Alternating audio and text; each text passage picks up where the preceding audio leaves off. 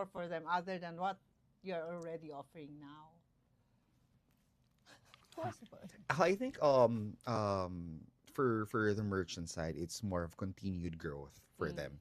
Kasi once they try the app, may kita na nila yung benefit of it eh. Mm. So right now we are really more focused on growing our networks of the merchants and in helping them.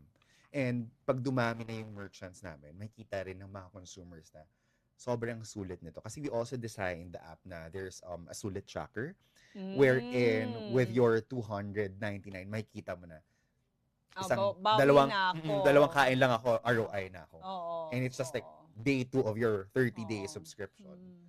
So yeah, siguro ngayon mas focused kami on getting merchants, building relationship with them and also building that relationship to the consumers as well. Oh, that's nice.